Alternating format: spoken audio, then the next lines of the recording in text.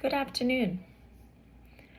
After listening to Professor Williams' video lecture, and upon reviewing and reflecting on the assigned readings, I've decided to talk a little bit about my experiences with marginalization and implicit bias. Growing up in Toronto, I was fortunate to experience living in a city that really celebrated diversity.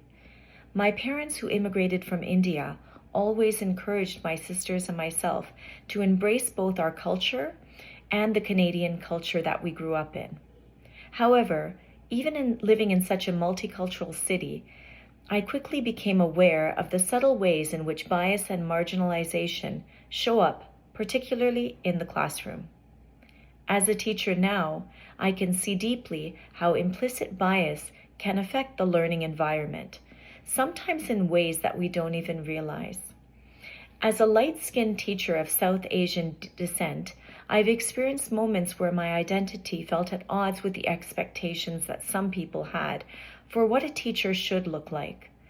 There have been times when I could feel the hesitation from colleagues or a lack of trust in my authority, as if I had to prove myself more than the others.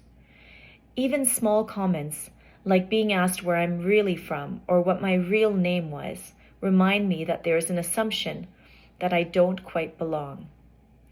In the classroom, these biases can impact the way that students view me and the way I interact with them. I've had students of color who challenge my authority more than others, possibly because they don't see me or see someone who looks like them in the role of a teacher often enough. These moments are subtle, but they are there, and they can affect the classroom dynamic.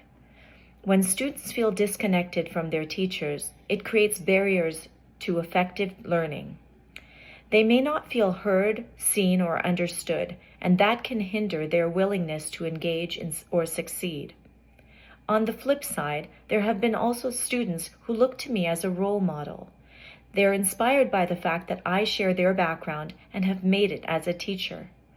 These students are eager to connect, to see that someone like them can hold a position of authority and that they can feel a sense of hope and motivation because of that.